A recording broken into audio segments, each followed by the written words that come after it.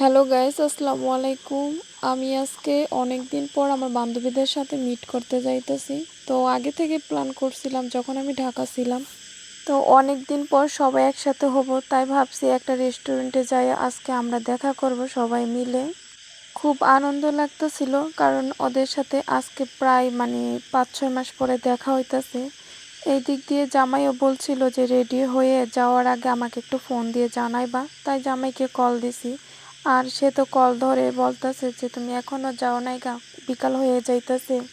আর জিজ্ঞাসা করতেছিল যে কে কে যাইতেছ।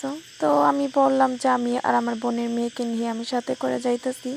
তো আমি গ্রামে আসলে আমি আমার বান্ধবীদের সাথে কোথাও ঘুরতে গেলে আমার হাজব্যান্ড কিছুই বলে না। তো সে আর উৎসাহ দেয় যে যাও, বন্ধু বান্ধবের সাথে ঘুরতে যাও। তা আমার তো কোনো বন্ধু নাই, বান্ধবী যেহেতু আছে, বান্ধবী আমার অনেকগুলোই, তাই আর সে কিছু বলে না। তো মাঝে মাঝে তো সেও অনেক ঘুরতে চাইতো তাদের সাথে। তো আমার যে কটা বান্ধবী আছে সব কটাই আমার হাজব্যান্ড চিনে, তাই সে আর কখনো আমাকে কিছু বলে না, যেহেতু হ্যাঁ আমার সব বান্ধবীগুলো চিনে। ভাগ্য করে এমন একটা হাজব্যান্ড পাইছি যে কিনা সবসময় হাসি খুশি দেখতে খুব পছন্দ করে, আর আমি যেখানেই যাই না কেন কখনো না করে না। তো হাজবেন্ড হিসেবে তাকে আমি পেয়ে খুবই গর্ববোধ করি। আর আমিও কখনো কোথাও গেলে তখন সাথে সাথে তাকে ভিডিও কলে জানাই, বা যাওয়ার পরে ফোন দিয়ে দেখাই যে আমি কোথায় আইছি।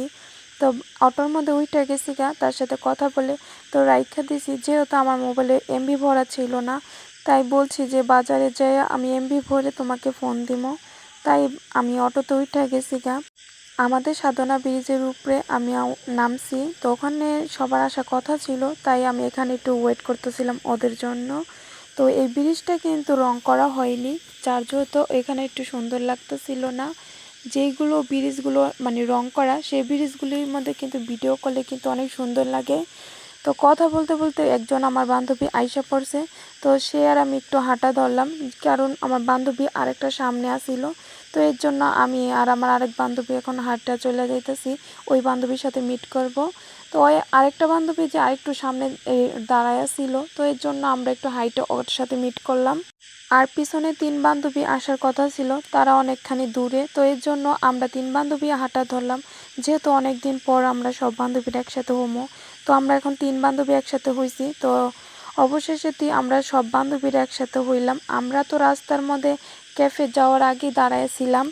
তো এর জন্য ওদের অটোটাও আমি থামাইয়া তারপরে ওদের সবাইকে নামাইছি এখানে, রেস্টুরেন্টে যাওয়ার অনেকখানি দূরেই আমি ওদের সবাইকে অটোটা থামিয়ে ওদের নামতে বলছি, কারণ যেহেতু আমরা হাইটা যাইতাছি তার জন্য ওদেরকেও এখানে নাইমা যেতে বলছি।